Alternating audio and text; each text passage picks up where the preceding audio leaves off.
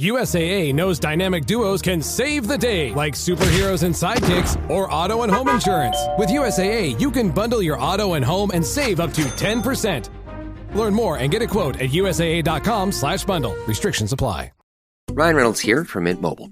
I don't know if you knew this, but anyone can get the same premium wireless for $15 a month plan that I've been enjoying. It's not just for celebrities. So do like I did and have one of your assistants switch you to Mint Mobile today. I'm told it's super easy to do at mintmobile.com/switch. Upfront payment of $45 for 3-month plan, equivalent to $15 per month required. Intro rate first 3 months only, then full price plan options available. Taxes and fees extra. See full terms at mintmobile.com. This episode is brought to you by Indeed. When your computer breaks, you don't wait for it to magically start working again. You fix the problem. So why wait to hire the people your company desperately needs? Use Indeed's sponsored jobs to hire top talent fast. And even better, you only pay for results. There's no need to wait. Speed up your hiring with a $75 sponsored job credit at Indeed.com/podcast. Terms and conditions apply. The basketball playoffs are here on Prize Picks, the best place to cash in on the action. The app is simple. Pick more or less on at least 2 players for a shot to win up to 2,000 times your cash. Download the Prize Picks app today and use code FIELD, that's code FIELD, and get $50 instantly when you play $5. That's code FIELD on Prize Picks to get $50 instantly when you play $5. Win or lose, you'll get $50 for just playing, guaranteed. Prize Picks, run your game. Must be present in certain states. Visit prizepicks.com for restrictions and details. It's Monday, and it's the Skating Penguin Network back for a new episode to kick off your week here. It is Robbie in beautiful Western Pennsylvania, joined across the country by Snail, who is in what looks to be a brand new recording location today. So before we jump into our array of topics, we will toss over to Snail to see how things are going out in the Pacific Northwest. It's a beautiful day out here, but it's windy as shit. It's like, I mean, really, really big gusts of wind. I'm surprised haven't lost any power or the power's flickered. But yeah, I'm in my new office area. As you can see behind me, there's a light fixture that still has plastic on it from being to cover it from being painted. But yeah, man, it's move-in week, so it's a busy time over here. And yeah, it's actually supposed to be kind of shitty weather again, so I don't know. It'll all be here soon enough. We'll be miserable and it'll be hot. How you said it's beautiful out in Western PA? How's it going? What's so beautiful about it out there? Well, it's sunny and about mid-60s today. It's a very beautiful day. The last few days have actually been very nice days. The temperature did raise over the weekend a little bit, but it's kind of dropped back down now. But Wednesday, Thursday, Friday, we're looking at a bit of rain heading into the holiday weekend, but then Saturday, Sunday, Monday is supposed to be more beautiful weather, if not super warm. It is supposed to still be in the 50s and 60s, unfortunately. So it won't feel like summer as we head into the unofficial start of our new season, but it will be at least sunny, which I will take as a positive as we head out here. So we were going to do a mailbag, but we didn't get a bunch of responses. So if you do listen to this, respond before Thursday, because I was just informed that we have a special guest coming on Thursday, hopefully, if he can be here. That's all we're going to say for that. So hopefully get some questions in and we can all answer them. Snail set this one up, so he will he can tell you a little bit more about that here when we flip over to him again. But yeah, we do have a guest coming on, so make sure you get some questions in for us. I'll send the tweet out again, but Snell, you did say we do have a potential special guest joining us later this week.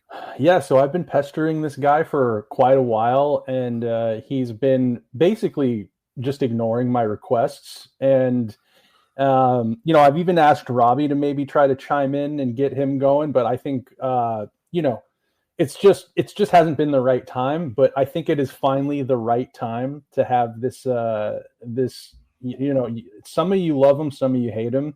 And I have his word that he will be joining at the end of the week, prospectively Thursday, maybe Friday. We'll have to figure that out. We'll get the details dialed in for you guys, but I can only assure you this is something you don't want to miss, because it's Robbie knows who it is, and everyone is going to be shocked and awed by this appearance on here. So is it Sidney Crosby?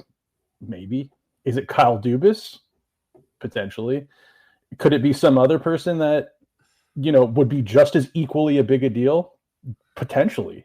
So that's all I'll give out for you. If that's not a teaser, I don't know what is. Yeah, so you guys will have to tune in our second episode later in the week to see who it is. But until then, when in the mailbag tweet I did send out on Sunday, we got a fun story from Edward Beckham, who, if you've listened to this podcast at all, you're very familiar with Ed, our friend over in the UK, over in England.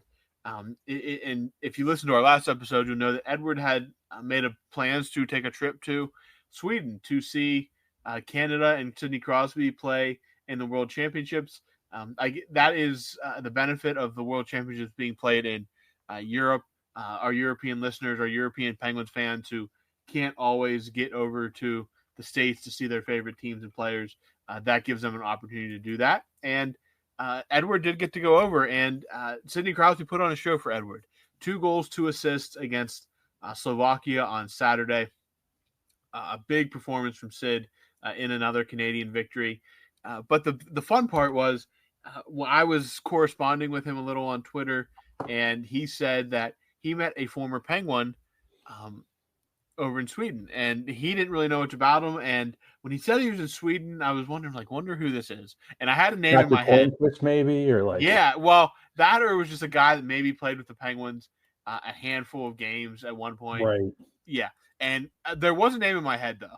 And I'm thinking, was it Matt Murley? Because Matt Murley is American, but he lives in Sweden. No, it was who it was.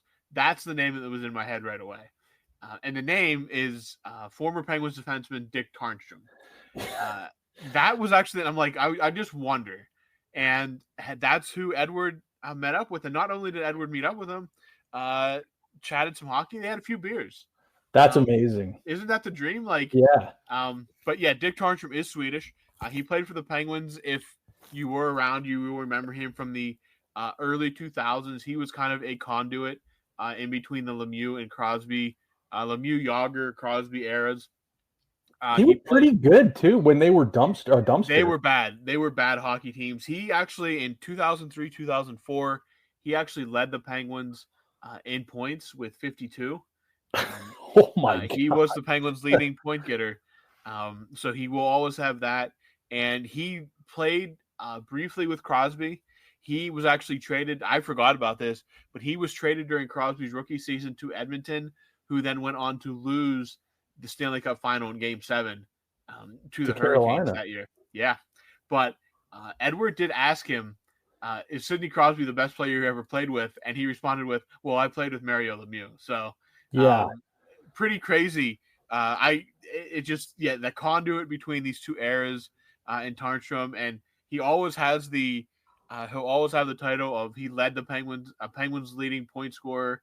Yeah, it was a bad hockey team, but I mean, if you look at the list of players that have led the Penguins in scoring throughout history, I mean, you basically have Evgeny Malkin, Sidney Crosby, Mario Lemieux, Jaromir Jagr, and Dick Tarnstrom's one of those names.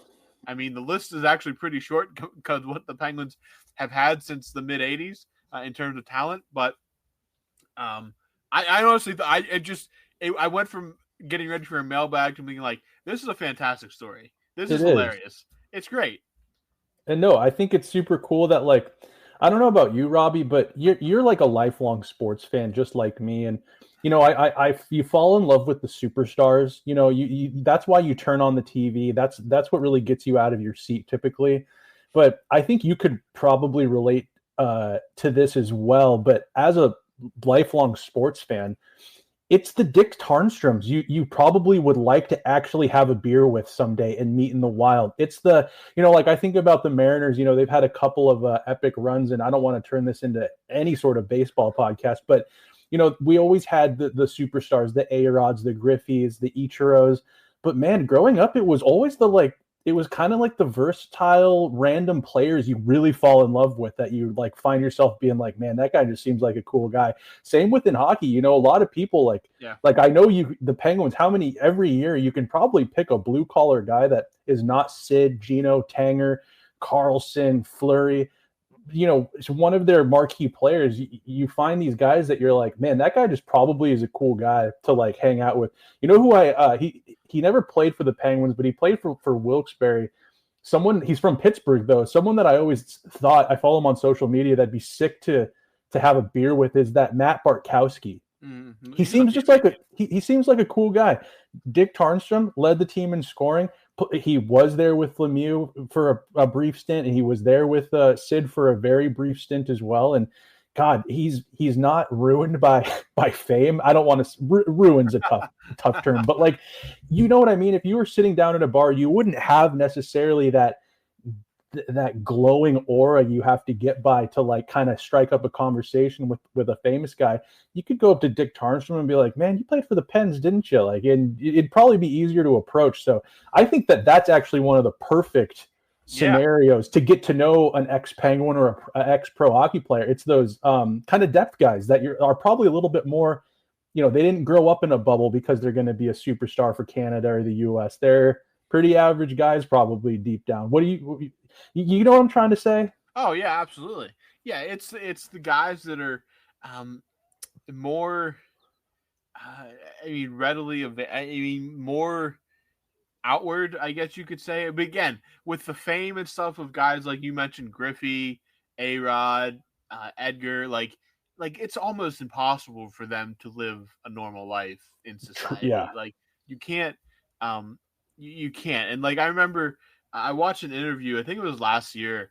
Aaron Judge, who plays for the Yankees, he did an interview, and like they asked him about going grocery shopping in New York, and he said it's just impossible. Not only is he like 6'6", 6'7", like he's a monster, but like it's impossible. They do have to do normal everyday things, and I think for the most part, fans, at least in Pittsburgh, when they've been here so long, are pretty normal and like let them be. They have the wherewithal to be like, listen, they're trying to have dinner. They're just trying to do a normal like human thing, right? That you kind of like, you kind of give them some space. But like your everyday guys, like you said, Dick Tarnstrom, a guy that was only in the league really for a few years, but I mean he can hang it on his mantle that he played with Sidney Crosby, Mario Lemieux. And he went to a Stanley Cup final. Your everyday, like Max Talbot, like genuinely, you could probably see him hanging out around Pittsburgh. Yeah. And that, and like you said, Bartkowski, Tyler Kennedy is another good example. Ryan Malone's probably another guy that he's been away long enough that he could probably just hang out around town. Sure. And get away with it. And again, you kind of become part of the city as well, like a part of the lore, even if you're not from here. Like Tyler Kennedy came back to Pittsburgh after leaving to go elsewhere. Max Talbot, I don't think lives in Pittsburgh, but he's here enough that doesn't he own like a bar or a restaurant? He might own something, but I'm sure he doesn't manage the day-to-day operation. No, he's not back there polishing glasses. No, but like Ken Reggett, former goaltender in the 90s, he lives in Pittsburgh, and he owns a bar in Pittsburgh too. Nice. Jay Caulfield. No, I actually have a cousin that was like a regular at it. Nice. When he lived in Pittsburgh, but like Jay Caulfield never left the city. Phil Bourque never left the city. Bob Airey did technically leave to go play elsewhere, but he came back as well. Those guys, the grinder guys, they're the ones with all the good stories. Like, because Lemieux and Crosby, they're never going to talk about themselves. But if you sit down with like a Kennedy or a Talbot or Colby Armstrong, they'll tell you all the good Sid stories. Like they were the flies on. You always say if I could be a fly on the wall for this, I mean, they were the flies on the wall. They got to absorb and hear all the stuff that happened all those years. And Crosby doesn't like talking about himself to begin with, so you have to rely on the others, and that's kind of what Edward got with Dick Tarnstrom there, having a beer with him, getting them to talk hockey a little bit. He did say that Tarnstrom and Crosby did meet up in Sweden. So I'm sure that was wow. They did this year? I'm pretty sure that's pretty cool. It'd be so cool to have been, you only played with Sid half a season, but it's his rookie year. That's everyone probably made a big impression on Sid that year. And for him this many years later to be able to be like, hey man, you want to grab a beer or something, and Sid be receptive, super cool. Edward did say that Tarntrum did say that him and Sid did meet up a couple days earlier in Sweden during the tournament. So yeah, I mean, that's just a cool, again, Edward's that's the story that you can tell. It's kind of I guess he is 1 degree from Sidney Crosby now, technically. Yeah. Which means we're several degrees. I mean, I was in a interview huddle during the outdoor game with Crosby in 2017. That's right. So, I'm not really many degrees removed. Weren't you in an elevator with Edzo? Edzo, Doc Emmerich, a Penguins radio guy that does like a radio show. I'm trying to think. Liam McHugh might have been in there too. It was like a bunch of NBC guys. Wow. Yeah, Edzo is like really tall, and Mike Emmerich is really short, like much shorter than you imagine. Edzo seems big. Him on TV, especially all the years, him next to Doc, you can tell that maybe Doc's on a stool. Yeah, absolutely. I definitely think he is. But no, you mentioned, like, again, the really famous guys, the big names. It's tough to live a normal life. You can't really just go to a bar and hang out unless you're wearing like those Groucho Marx glasses with the little mustache and the it's not really possible. Right. And like we in Johnstown here, we used to have a ECHL team, and one of the guys now he's Russian. He was Russian. I don't know if he got American citizenship, but he works in construction. He never left Johnstown. He's been here. Really? Oh gosh, 25 years more than that now. I have to get him on the podcast. And Dana Heinze. I mean, that's another guy back in Johnstown. I'd love to get him on the podcast. Yeah. Chris Stewart. I don't know where Chris Stewart is now. I don't know if he's in Johnstown or not, but another Johnstown guy. But yeah, it's the moments when you meet those kind of guys where you can just kind of Chris Stewart, the tough guy? No, Chris Stewart, the old trainer. Oh God, I thought you. Okay, yeah. No. Yeah, I know you. I know you. No, I know you meant. But yeah, it's two. There's a couple Stewart. Yeah, a couple brothers. Fairly commonish fairly commonish. Yeah. Name. But no, those are the guys you meet, and those are the guys with all the good stories. Those are the guys that need to sit down after they retire and write a book, and just or host a podcast and just spill all the good stories. Because some of the stories you hear about Crosby that come out of guys that have played with him that are now retired. I mean, it's some of the funniest stuff. It's stuff that, again, so much shit goes on. These guys live together for 9 months out of the year. They're on the road together. It's nuts.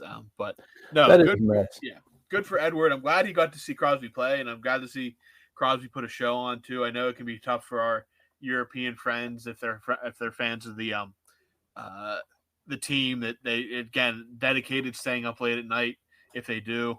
I mean, Snail's watching games at 4:00 in the afternoon. You got guys over there watching games at like midnight. Yeah, man. I think I saw the first game of the tournament. I was going to maybe try to catch it, but it was like 3 a.m. my time. Oh yeah. They probably started at like noon or something like that. Are they day games over there typically? I think they have two different sessions. I think they have a day and then like a night. I think they're like 2:00 and then like 8:00 or something like that over there. Something in there that way gives them time to resurface and do all that. But this year, guys like Ed and all the European guys, like, I mean, Canada's so stacked. Like, this is an abnormality with the number of stars over there for this specific tournament. So what a treat for those guys, huh? Yeah, it seems like a lot of these teams are loaded. Sweden has a fairly strong roster, which makes sense. They're in their own country, but no, I mean, Canada sent a lot of big names, obviously. Crosby, Fleury, McKinnon, just to name three of them, but they are stacked up and down the roster. Konechny and a bunch of guys there. So it provides good entertainment for these guys to see these players that they don't get to see in person very often. Some of those countries are just, their shorts are melting off, and it's not because of heat. When they look at Sidney Crosby and Mac, they're like, hey, this is a tournament we usually dominate, and now we're getting shut out 7-0. Do you think Mitch Marner is going to head over Sweden way? He might want to stay over there. He might sign a contract over there. Oh boy, we'll talk about that mess in a second. Yeah. But before that, moving off the World Championships here, we do have a little coaching update for the Penguins. Cal Dubas spoke with Josh Yohe of The Athletic and just kind of walked him through the process, because Dubas is currently general manager of Team Canada at Worlds. So he's basically waking up at 6 a.m. Sweden time, which is about midnight here on the East Coast. He's getting ready for Zoom calls. He's getting ready for meetings with prospective candidates. Rumor has it, according to Friedman's 32 points, Mitch Love is high on the Penguins list for their vacant head coaching position. No surprise, that's a name that we mentioned last week. Also interviewed has been Jay Woodcroft, Jay Leach, DJ Smith, and David Quinn. And also apparently Drew Bannister has also interviewed as well. So yeah, the full gamut, but Dubas says that he plans on bringing candidates to Pittsburgh next week when he returns from Sweden. And then having the deadline for him is June 1st, which is 13 days from this recording. So it's going to get hot and heavy here with the Penguins coaching search in the coming 13 days. So you're going to want to pay attention to that, but that's kind of where it is now. But it seems like Mitch Love's a name that we mentioned before, and it seems like that is, if we're looking favorites, he is in the pole position right now, which I think, knowing his reputation and what he his style and his success, I'm that's not one that I'd be disappointed in. No, I think my brain like goes two ways when I'm thinking about the Penguins head coaching position. It goes one way with like Mitch Love, like he would have the respect of, I think, young guys and old guys. He's played in the league. He was a tough bastard in the league. He's coached and he's had success everywhere he's coached.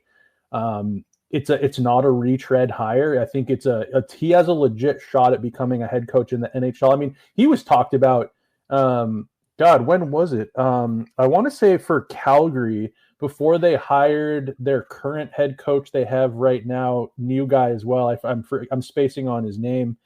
But he was in the running to be coaching for Calgary. So Mitch Love, I like that guy. But then there's still the other part of my brain where it's going, if they got Jay Woodcroft, maybe they could cook up some legit power play and maybe they make the playoffs next year. I need to stop thinking that way. It's just still in my mind that, like, is there a shot? Is there a coach that can come in and get through to these guys? Yeah, I'm thinking obviously of the success he had in Edmonton, his last head coaching position, and I believe his only NHL head coaching position. But that's kind of where my thinking goes. Robbie, you're obviously in favor of maybe a guy like Mitch Love coming in and getting a look. What did you think of some of the other hires that they mentioned the other interviews that they had, like with Leach and Bannister, Quinn? Where are you at with like maybe a David Quinn? No. David Quinn, if you're legit tanking, right? Yeah, if you're legit tanking and it's a 1-year thing and you just want to be as bad. Again, I just don't think with Sidney Crosby on that roster you can be that bad regardless of who the head coach is. That's just personally my opinion. I think David Quinn was interviewed as a courtesy. That's my line of thinking right now. Jay Woodcroft, I would put pretty high, I think.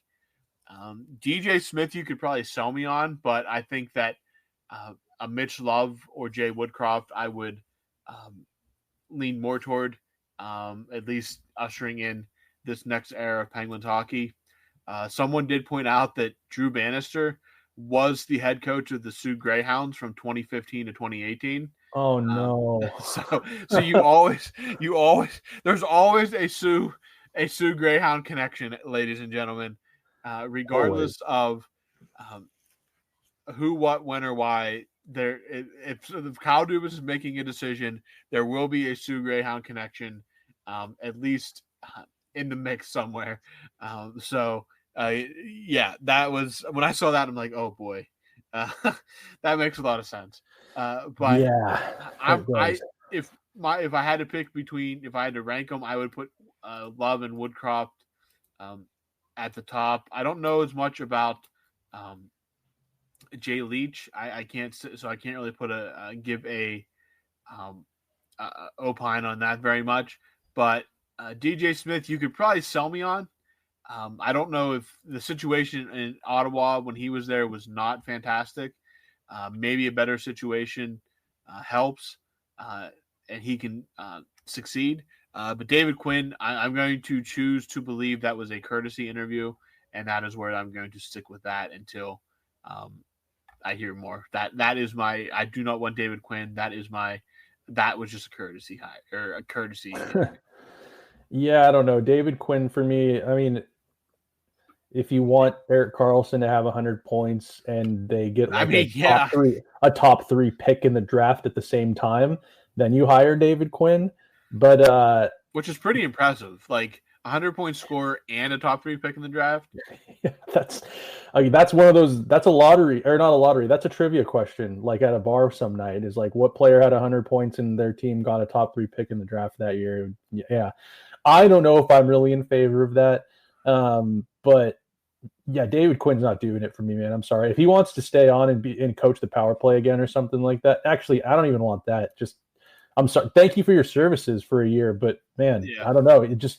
He seems like a coach you hired to tank. I mean, was he the coach the year before that they got Alexis Lafreniere? I believe so. That was the end of Tortorella. No, I think it was David. No, it would have been either. It would have been, yeah, because I think the next year Gallant came in and he coached. That's right. That team. Yeah, that's right. So I think he got them. He got the Rangers Lafreniere, and then I don't remember exactly, but he might have had a hand in getting them the Sharks. He got them Will Smith and Macklin Celebrini. He had a hand in that too. So yeah, if you're looking, maybe he is the guy you hire if you want to get the Golden Goose. Maybe we suffer through a year, and take our shot at Gavin McKenna, a true shot at Gavin McKenna. And then go from there. Okay. Do you think it's like with Sid and Gino's farewell? Like, do you think this? Yeah. I don't even think, even if they had Jari as in net, him and Ned split the net. Like, I just don't. Sid's not going to let you lose enough games. No, he's just going to will you to like maybe like the 7th worst record in the league. Like, yeah, him alone. You're going to have. Yeah, it could be. It's. I don't think it's possible with him on the roster. So we should probably park our expectations. Crosby had like. Well, let me see. I need to check that again. Hold on one second. Actually, yeah. Pull up from the archives. There is something I want to check here. How many points did he have the year before they got Stahl? That's right. He had 102 points his rookie year, and then they drafted second and got Jordan Stahl. It can happen. Who was first in that draft? Was that Kane? No, that wasn't Kane. No. That year, because it was Stahl, Taves, right? And then it was Taves was the number 1 pick. No, he was 3rd. Oh, was he? Yeah, I think he was. It was God. We're gonna probably feel stupid when it. Yeah, it's gonna be very stupid here in a second when I say who it is. Once it pops up here. Your snacking routine can get a little dull. Time for a light and fit remix. Like a crunchy storm of graham cookies, caramel pearls, and dark chocolate, showering down into a smooth, creamy yogurt. Enjoy 3 light and fit remix varieties with craveable flavors and up to 120 calories and 10 grams of protein per 4.5-ounce serving. See remixyogurt.com. So good, so good, so good. Great gifts for dad? We've got them, and they're up to 60% off at Nordstrom Rack stores now. How did I not know Rack has Adidas? They've got the best gifts. Gotta show dad some love. Snag amazing deals on Father's Day gifts from Cole Haan, Calvin Klein, Vince, and more. Great brands, great prices. That's why you Rack. Look around. You can find cars like these on AutoTrader, like that car right in your tail. Or if you're tailgating right now, all those cars doubling as kitchens and living rooms are on AutoTrader too. Are you working out and listening to this ad at the same time? Well, multitasking pro, cars like the ones in the gym parking lot are for sale on AutoTrader. New cars, used cars, electric cars, maybe even flying cars. Okay, no flying cars, but as soon as they get invented, they'll be on AutoTrader. Just you wait. AutoTrader. By the time I hit my 50s, I'd learned a few things, like how family is precious. Work can always wait. And 99% of people over 50 already have the virus that causes shingles. Not everyone at risk will develop it, but I did. The painful, blistering rash disrupted my life for weeks. Don't learn about your shingles risk the hard way. Talk to your doctor or pharmacist today. Sponsored by GSK. Oh, whoops, wrong draft. Oh, it wasn't who I thought it was. Okay. Who was Eric Johnson. Eric Johnson, yeah, wow. He was, I mean, good player for, like, he's a very good defenseman. Won a cup, yeah. How did Phil Kessel not go first overall? Kessel went fifth. He even went by Nicky Backstrom went fourth. Nicholas Backstrom could have been the first overall pick that year. Nicholas Backstrom, he's a future Hall of Famer. There's Taves and Backstrom are going to the Hall of Fame, regardless of how you feel about Jonathan Taves. Look, 18th was Chris Stewart. Oh, yeah, and Claude Giroux was 22nd. Chris Stewart, but this is the one I was thinking of, the right winger. He had a brother who played for Philly. That Chris Stewart. Yep, I know who you mean. Yep. Claude Giroux was taken. Claude Giroux is old. The Penguins in the second round took Carl Sneap. God. Yep, How could you take Carl Sneap when you could have just gotten Milan Lucic? Yeah, I don't know if I want anything to do with that anymore. Oh, Marchand was taken 71st, third round that year. Penguins could have Marshy. Oh boy, that would have been. Whew. Yeah, there's some names here that I'm going through this here. They could have gotten Tom Sestito. Oh wait, but they did acquire him. He has his name on the cup. Leo Komarov was a draft pick that year. Uncle Leo. Yeah. James Reimer was taken by Toronto. Steve Mason was drafted that year. Where's I want to look that way down here and just see who was like. Gosh, they could have really had Jonathan Taves though. That's so funny. That is funny. Would that have worked? I mean, he would have been your third center. I mean, does he stay? Probably not. It probably ends in a stall-like fashion. The bigger question is what is the domino effect with for Chicago? Yeah. Yeah. Do they end up wanting Hossa? Because the Chicago ends up probably taking Stahl at 3. True. Yeah, it's interesting to see how that all would have the what if. Does Taves end up in Carolina still, or does he go to? The only reason Stahl went to Carolina is because he wanted to play with his brother. I mean, was that the only reason? A very big factor, I'd say. I'm sure that there was more going into it, but that was a big factor in it. Stahl was a hell of a player, though, man. I mean, they drafted him on purpose for that third line. They wanted to be deep up the middle, but could Stahl have been a number one center for most of his career? If he was picked, let's say a bottom feeder picked him up, someone who didn't have a foundation already. Oh, man. Could he have been? I don't know, man. Again, I never really saw he never in Pittsburgh. He was always the 3C guy. It never it's one of those things. I don't know because I never really saw it in Pittsburgh. Carolina, I think he was their number one C for a little bit, but dude, he's been the 3C there even for the bulk of his career. Yeah. He's just a tried and true third line center. Yeah, an absolute gamer. He's their captain. Horse, big But guy. it makes you like the Penguins were second that year. Like Taves is one name. What if they go with Nicky Backstrom? Oh my God! Again, like at this point, you're all looking at your third line center. Imagine if Crosby or Malkin could have got Phil Kessel for the entire career. Would Kessel have worn out his welcome in Pittsburgh like he did? Absolutely. I think he would have.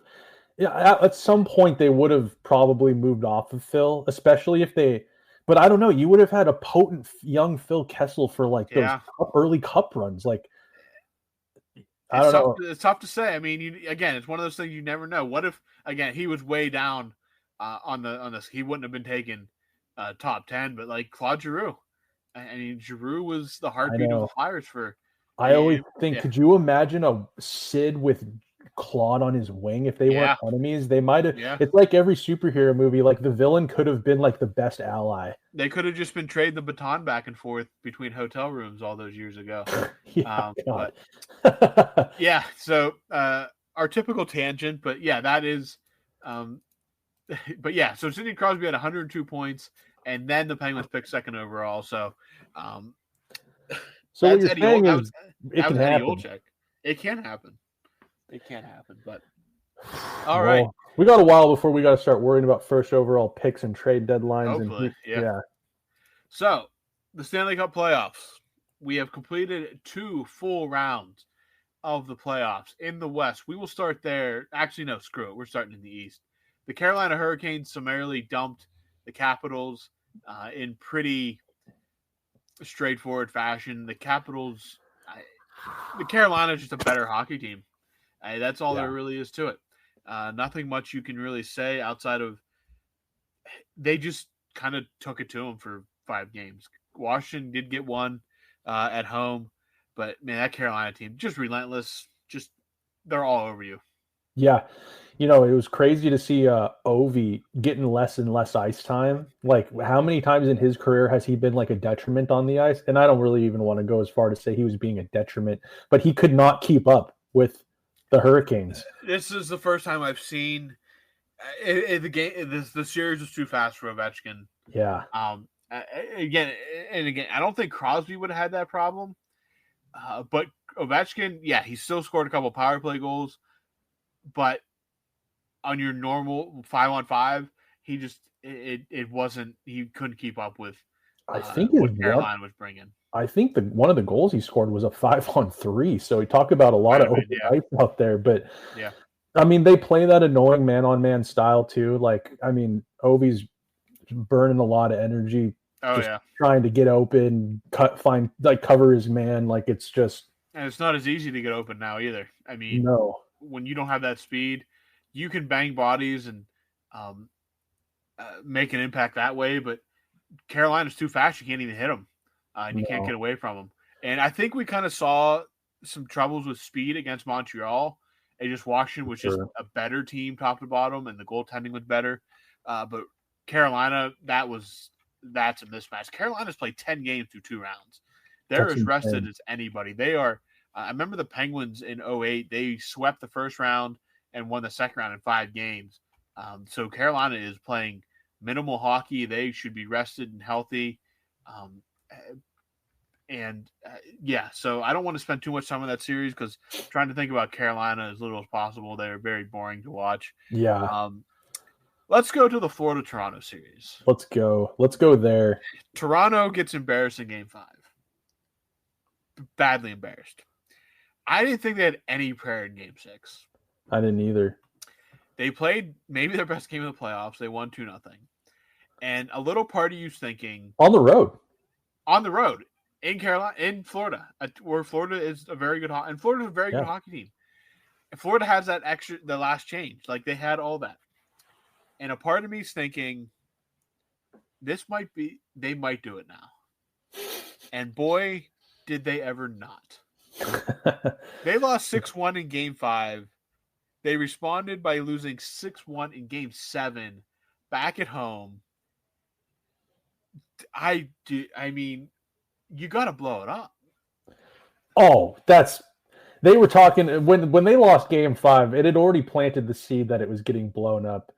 And then it was one of the leafiest things you could ever do. It was objectively the funniest way. Outside of blowing that 3-0 lead to Ottawa, if they would have done that, getting embarrassed in Game 5, coming back on the road in Game 6, and giving your fans all the hope in the world, and then embarrassing yourself in front of them and pissing them off again, even worse than Game 5, is objectively the funniest way they could have lost.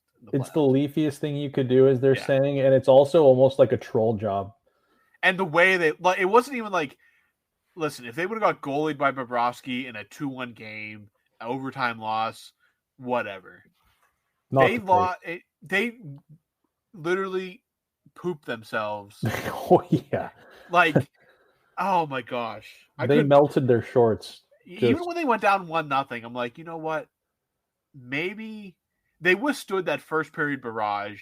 They got out of it 0-0. And I'm like, maybe.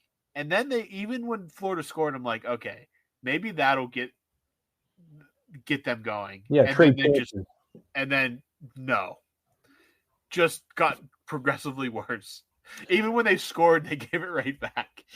Oh, dude, yeah. I mean, like, the one thing that made me skeptical from the whole start was Matthews and Marner didn't look, and, I'd say the majority of the top 6, they never looked dangerous. They weren't getting any good chances. They weren't really making Bob have to work super hard. And if that was kind of the general feeling throughout the first 2 periods, I was definitely skeptical, but the third period, I was like, maybe they're going to come out here and just pour it on them, just shot volume. But no, they were just, I saw a lot of Scotty Lawton. I saw a lot of Max Domi, Steven Lorentz. Like, it was their bottom 6 that I was seeing more than anything, because Berube is probably like, these are the only guys giving us a shot right now, which is an indictment of all indictments when you've got some of the highest paid players in the league who have over 9 years now not performed when they needed to in the playoffs.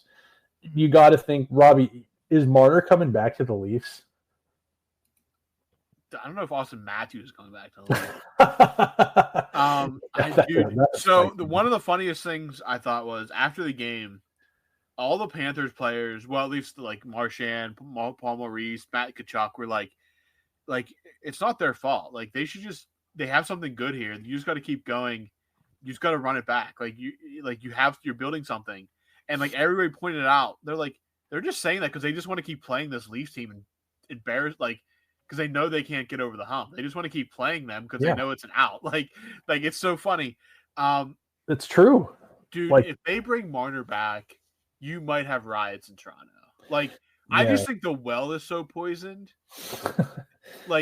Again, and we're not even talking about John Tavares. No. But if you had to give me a pick of one of these guys, they're like, okay, Kyle Dubas is going to trade for one of them. No. I think I want Willie Nylander.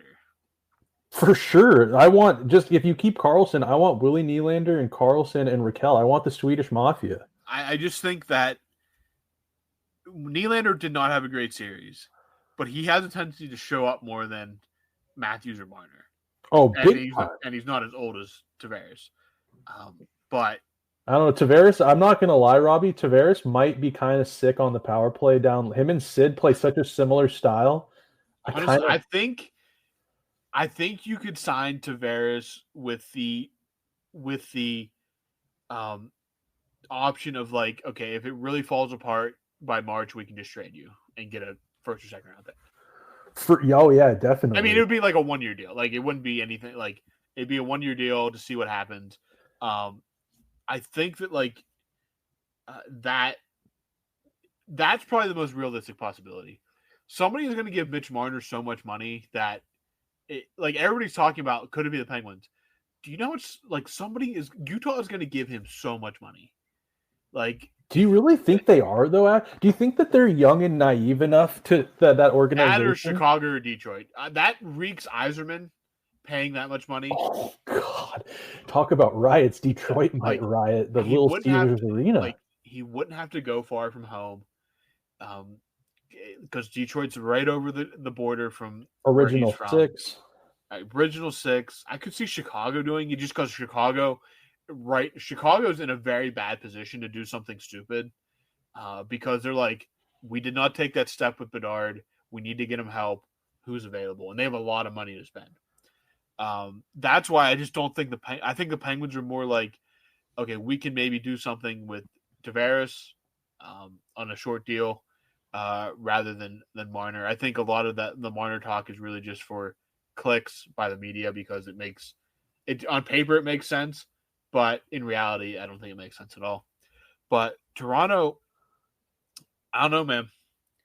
I don't know. They seem to do everything right this year. The goaltending was finally good, but you have to show up when it matters. And the Penguins kind of went through that. But again, Crosby and Malkin never didn't show up. They lost because of bad goaltending and bad defense. This is like the opposite. Like, these dudes just didn't show up. I mean, they scored 4 goals over the final 3 games. The only reason they won Game 6 is because timely goal scoring. They did get timely goals, but Jonathan Wool was fantastic. I don't know. If they're looking to move off of like Stolarz or Wool, I would be willing to listen on that. Yeah, get Jari to go turn his career around up north. I would listen on one of those guys. Tavares, I think, I'm not saying it will happen, but I think that is a situation that can be mutually beneficial for both sides, especially if the Penguins end up being bad. You ship Tavares off, you eat a part of that contract for the rest of the season, get a second or first round pick, depending on what players you're going for. Yeah, especially if because again, with Crosby and that power play is working, like Tavares can put up points, big points with the right system. Dude, I mean, he's been just ripped like on and off his whole career, his whole tenure in Toronto. But I mean, he just produces. He's been I think he scored the OT goal to get them to the second round for the first time. What was that, last year or a couple of years ago now? I can't even remember, against Tampa. Yeah. Yeah, his personality, he doesn't ooze personality, and he doesn't, he's not a tough guy.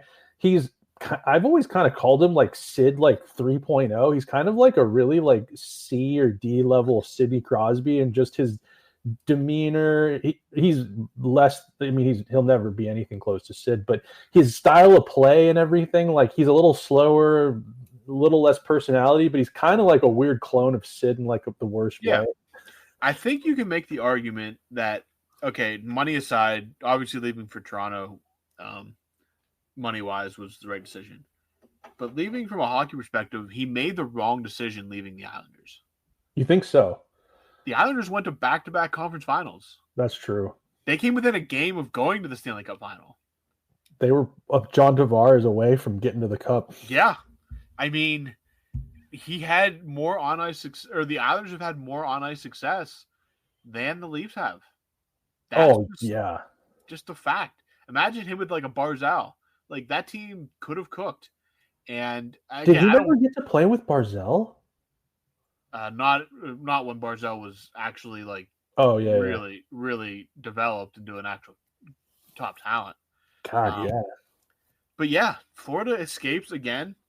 But you could see it last night. One team was made for that moment. The other was afraid of it. 100%. Florida walked on that ice thinking, there's no pressure here, and we're the better team. And they beat the lights out of Toronto. It wasn't even close. And I mean, the thing that kind of, Robbie, I don't know if you noticed it or not, but like, it seems that like Matthews is old. He's never available to show up when they need him. I just don't understand it. I just don't. Was it last year? There was something wrong with him, but they never came out with what it was. Remember, Willie Nylander had headaches, and then all of a sudden Matthews, like, they never came out with anything what was actually wrong with him. He just all of a sudden can't play when they're in the playoffs. And you're investing a lot of money. And yeah, he gets you excited because he'll score, 60 plus goals in the regular season. But when it turns into hard hockey, when you need to be a hockey player, I think one of the first times I ever came on this podcast, I think I ranted about what bothered me about some of these guys on the Leafs was they're not hockey players. They like to score goals and celebrate, and they love to be applauded, and they love to be celebrated. But hockey, they don't embody hockey. Like they don't invite contact. They don't dish out contact. They I'm not saying you have to fight, Robbie. I'm not saying that Austin Matthews should shed the mitts, but in hockey, last I heard, it's not outlawed, and it's something that still happens. And you got to actually, who wouldn't love to see Austin Matthews get kind of pissed off once or twice and just drop the mitts, eject the mitts on someone, not like a heavyweight or something like that, but. I've said it. These guys love to score goals and celebrate, and they want $11 million a year, but they're not really. They're roller hockey players. Yeah, they're kind of like a glorified roller hockey player or something. They'd love to play a beer league. Yeah, like that. Those videos that we watched of the beach beach hockey. You know what I mean? Yeah, the pro beach hockey. Yeah, pro beach hockey. Like. That's kind of what they like out there. Like it's like a skills competition. Yeah. They'd rather play like a 3-on-3 game and be able to skate around everyone where you can't. That's why Florida won. Florida's going to beat your teeth in, and they love it. They live for it. Austin Matthews would love to be an NBA player. He wants to get paid all that money, and when he's wearing the C and he's having his ass held to the fire on why he didn't show up, why his team didn't show up, he wants to pout and say, "Oh, this is annoying. Why are you guys holding me accountable for this? This is lame. I just want my money. I don't want to wear, suits. I want to wear fashionable, fun stuff to the rink. This is all lame." It's like, I don't know. It makes me sick. That's why I'd stay a million miles away from a guy like Austin Matthews, in theory. Marner as well. Nylander, it's weird. Nylander, there was a trade on the table I heard years ago. They wanted to trade Nylander for Brett Pesce and a 1-for-1. Brett Pesce's a fine defenseman, great stay-at-home right shot D-man, but Willie Nylander is like the only one that seems to be cut out for Toronto. If you want to blame the market, if you don't want to blame the market, he's just been the more consistent player through the regular season and postseason. And he's a right winger. Like, he's not a centerman who can make that much of an impact. He needs the puck on his stick in order to get shots off and use his creativity. Austin Matthews is a first-line center with size, and they keep calling him like a Selke nominee or that he's defense. I keep hearing about this 200-foot game. Yeah, there's a lot of great 200-foot players in the league that aren't making $11 million, and he's not doing what he's paid to do, and he always has a reason why he's not. And it's just, you can't win when you can't count on your captain and your best player during the regular season. Like, it's just, you need him to be the driving force. Look at every successful team; their stars show up. He doesn't show up. And that's why if I'm a Leaf fan, you almost look at your team like, I mean, these guys aren't even getting any younger. Like, if you think about it, their window has been propped open for 9 years. That's an eternity in sports, if you really think about it. Yeah, and like, win nothing. You haven't won anything. You're losing one of your players. Marner's not coming back. You don't necessarily want him back at this point. You're losing John Tavares. If you're going into the off season with basically Matthews penciled in and Willie Nylander penciled in, you're going to be picking things off the scrap heap, just like every other team has had to do to try to stay competitive. And, you're looking at, you got Nyes. He's a good young player. He's their golden goose right now for the future. Besides him, dude, your back end is Tanev, OEL, Riley, McCabe. They're all 30 plus. And then you've got, Scott Lawton's not super old yet. Matthews is what, 28, 29? Something like that, yeah. Willie Nylander, 28 years old. Like, pretty soon you guys got to start getting younger. And that's, Toronto might be looking themselves in the mirror here pretty soon and go, this window just passed us by and we never got it done because we had all our eggs in this basket. They had opportunities to make some changes at times, and that they're going to write a documentary about the core four era with, like, was the Shanahan plan really, like, was that really the problem? Was it ownership getting involved? Like, they're throwing Dubas's name all around up in Toronto right now, which is hilarious because last I checked, I don't think Dubas made any of the decisions. He did make a lot of decisions he for that team, but like Lou Lamoriello was a part of that. He was making some decisions that are still affecting the Leafs. There was Dubas. Tree Living's been there a couple years now, and it's It's not. It's you can play musical chairs with coaches and management and all that, but when the guys you pay to get the job done simply never have got it done, and Tigers can't change their stripes, man. So that's what I'll say about it. It's insane drama right now for the Leafs.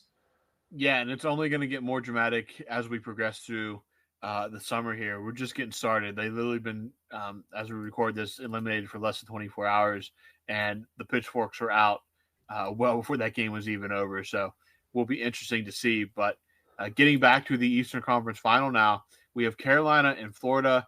Again, another Southeastern Division old rivalry. Mm-hmm. Snail, two kind of contrasting styles. Carolina is finally kind of over that. They're kind of getting over that hump. They look like they're poised to be ready. Florida, I mean, they're the Panthers. Florida's doing what Florida things. Third straight trip to the conference finals at the least. What's your pick here?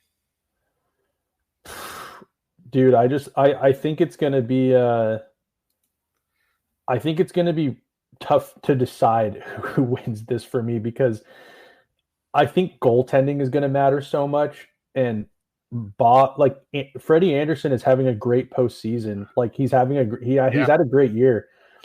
But you go back to this whole rant I just had about certain players just never seem to be available for you and show up. And Freddie Anderson, if he needs to stay healthy through, and you look at the players on the Panthers, man, like Bennett just concussed Stolars in the last series. Like, Bennett loves to just fly through the crease and maybe stick out an elbow and try to hit the goalie. Like Marchand tried to decapitate Tristan Jarry a couple years ago with his stick for no one even knows why. This Florida team is going to be in and around that crease. It's going to be busy. And can Freddie Anderson stand tall, and can they get enough run support to take down a team like the Panthers when you've got Bobrovsky at the other end, who seems to be, still prime Bobrovsky? It's really tough for me to pick a team, but I'd like to think that Carolina's just annoying man-on-man coverage and all of that prevails in this.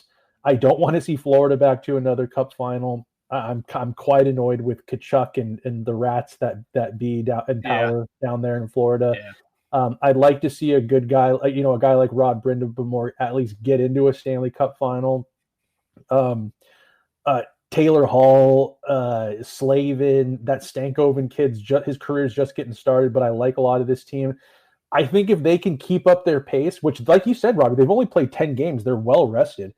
If they can play their exhausting style, Florida, they're trying to get back to the Stanley Cup final for the third year. Kachuk's hurt. You don't know the injuries they got going on. I think that if they can play their style and if Freddie can stay healthy, I think it's Carolina to the Stanley Cup final. How many? I think it's going to go 6. I think they're going to tickle us with 7, but it's going to go 6. I'm in the same boat. I just think that it's Carolina's time. Florida, it just feels like at some point they have to run out of gas, but I don't know. Two well-coached teams, two teams with a lot of talent, great goaltending. I think it's going to be a really good series, but I'm going to go with the Canes as well, and I'm going to say Hurricanes in 7 games. 7? Yeah. Ooh, they're going to have to – that's going to be interesting. I hope it goes 7 just for cinema, but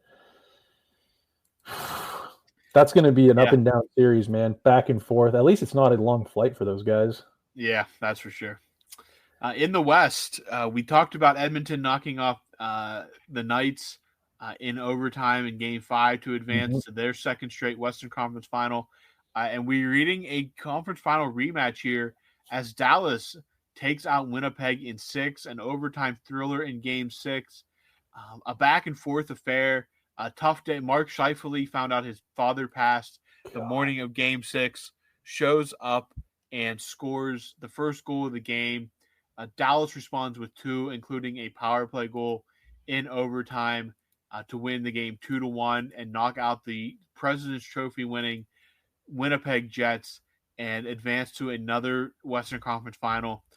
That Game 6 was a bonkers game. Yeah. Great goaltending. Scheifele, all the credit in the world just for showing up in unimaginable circumstances. You saw the emotion after the game. But Dallas, I think, from puck dropping game one, was the better team here. Yeah, Dallas, they look primed and ready just primed and ready for a Stanley Cup appearance, man. Like, that game did go to 6, or that series did go to 6, but I just thought, Winnipeg's a great team too. Give them credit. Oh, yeah, absolutely. They're Again, a great team, and Hellebuck started to look like Hellebuck at times down the stretch there. So he had 2 shutouts in the series. He had 2 shutouts in the series, and that's not an easy task when you've got the core of the stars, including Rantanen now. And I just think that game was insane. The Scheifele news with his dad passing was just heartbreaking stuff, and then he opens the scoring. That was just just magical stuff. I thought there was such a great call on that goal too. But ultimately, I think Dallas just proves that they're primed and ready to face the Oilers, a rematch of last year, like you said. And I got Dallas winning this in 5. I think that I think Ottinger is the better goalie. I know Stu Skinner looks like he's kind of regained some semblance of form, but I don't trust it. I think Picard might still be hurt, so God only knows who their backup is at this point. I think it's going to be I hope it's going to be an exciting series, even if it is over in 5.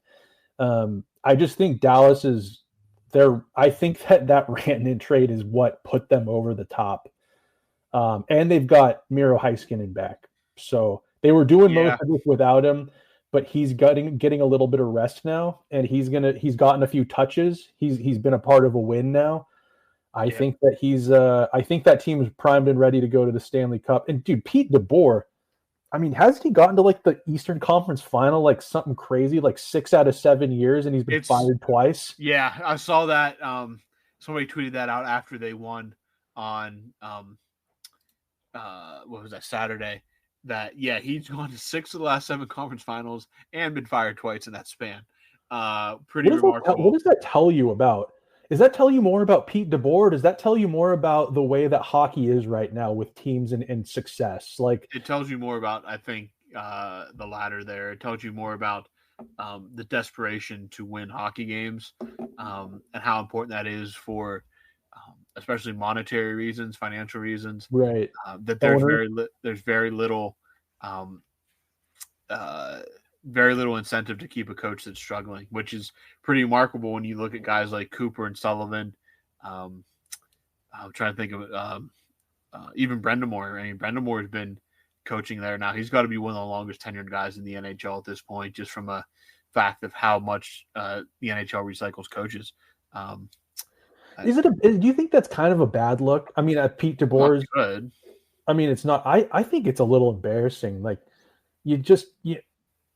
I know it's easier to fire a coach or a coach or even a GM or something than get rid of the whole team or get trade players. I just think it's kind of a bad look, man. Like, that coach is. I mean, dude, if the Penguins had gone to the Eastern, if Mike Sullivan had gone to the Eastern Conference Final even half of that time in the last that many years, and like out of the last 7 years, we'd be pretty thrilled. I mean, we'd be pretty content, I think. But I don't know. I'm not an owner that has a team and has billions of dollars in my pocket and just wants to win. I don't know. It's a different. He went there with what? San Jose, Vegas, and now Dallas. Dallas twice. Yep. Good coach, man. Good coach. Great coach. Yeah, but what do you got in this one? Dallas? 5 games. Dallas and 5. What about you? Dallas and 5. I'm going to give Edmonton 6, but I'm going to go with Dallas to win. I think you're going to have a McDavid game in this series, but I just think Dallas. Again, I picked them from day one at the start of the season. Until they're out of it, I'm going to stick with them. They're playing as good, if not the best hockey in the league right now. They've taken out 2.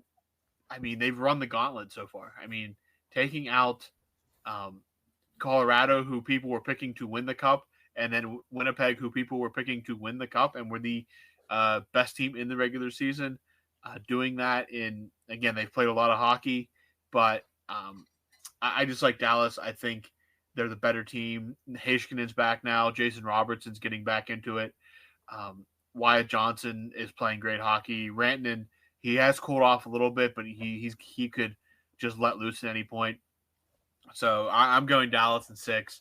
I just think that they're the better team. So we agree that it's going to be a Carolina Dallas Stanley Cup final. Our only difference is on the amount of games it'll take to get there. But it all starts on Tuesday evening, later this evening as you listen to this episode. But no, we're down to 4, and it should be great hockey. Are all the top seeds out now? Toronto's out. Washington, Winnipeg, and it's all. I think Dallas. I did see last night Dallas. If you rank the teams 1 to 16, they were the 5th team, and they're the highest remaining seed left. Ooh, not a good sign for them if the way that this playoff's going, if it's just taking out the next top seed, then we'll look out Dallas. But I think they're ready. I think they're primed and ready. Yep. I'm probably looking at a Carolina-Dallas Stanley Cup final, which would just be probably electric. But hey, I'd take anything at this point. I'd take a rematch of Florida-Edmonton. I'd take a rematch of the 2006 Stanley Cup final, one of the most forgotten Stanley Cup finals, Edmonton-Carolina. Dallas, Florida would be a slobber knocker of a series. I'd go for all of it right now. Honestly, there's any of the matchups, potential matchups left, I would highly enjoy in a Stanley Cup final. You get an 06 rematch, a 2024 rematch, Dallas and Florida, 2 powerhouses, or Dallas and Carolina, which 2 very contrasting styles. I don't think there's really a bad matchup left out there. And you get a team that, if you take Florida out of the equation, you're going to get a newer Stanley Cup champion. Yeah. Because Dallas hasn't won it since 2000? 99. Was that 99? No, 2000. You're right, 2000. 2000. Carolina won it in 06. Yep. And then Edmonton won it in 1989. 89, I believe. And Florida still doesn't feel real that they actually have a Stanley Cup. I know. But yeah, they were last year, obviously. But yeah, I mean, you're going to get a unconventional Stanley Cup champion, if that's the right word. Edmonton is obviously one, but it's been almost 40 years for Edmonton. 40 years. But yeah, I don't really have anything else. If you have anything else. I don't, Robbie. I think we could wrap it up. That's a great pod. It's nice to always get in a nice old Penguins tangent when we can, and shit on the Leaves a little bit, and this pod had it all, and I'm excited for the next one, and I think everyone else here should be excited too, because we're gonna have one hell of a time recording with an unnamed special guest coming up. So make sure you get some questions in for this guest. We'll leave you in the dark on who it is, so you'll see what kind of crazy questions you can get. Make sure you guys are ready. So get some questions in for us. That's all I got, though, Robbie. We can get out of here. All right, everyone. That's all I got. So for Snail, I'm Robbie. We'll talk to you guys later this week. Enjoy the beginnings of the conference finals.